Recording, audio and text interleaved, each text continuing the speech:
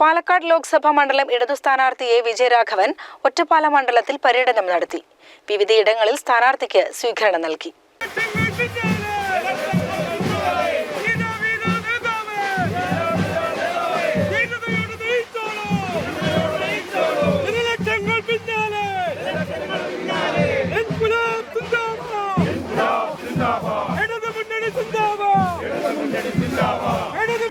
Booth number 35 Aneesh,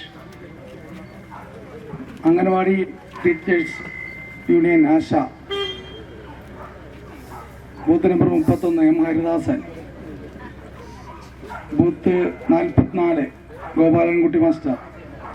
booth 37 M Mohanan. DYFI Sujith.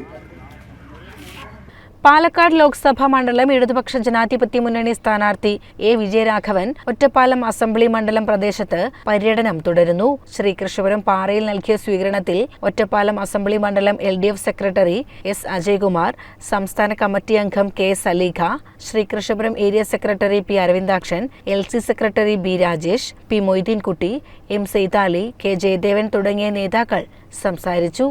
അതിപ്രധാനമായ ഈ തെരഞ്ഞെടുപ്പിൽ എന്നെ വിജയിപ്പിക്കുവാൻ നിങ്ങളെല്ലാവരും അരിവാൾ ചുറ്റിക നക്ഷത്രമടയാളത്തിൽ വോട്ട് ചെയ്യണമെന്ന് വിനയപൂർവ്വം അഭ്യർത്ഥിക്കുകയാണ്.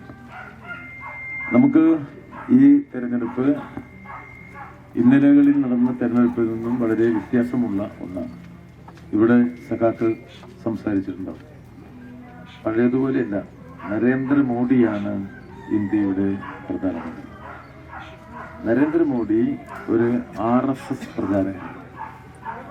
RSS പിന്നിൽ നിന്ന് നിയന്ത്രിക്കുന്ന ഒരു ഗവൺമെന്റാണ് ഇന്ത്യ ഭരിക്കുന്നത്.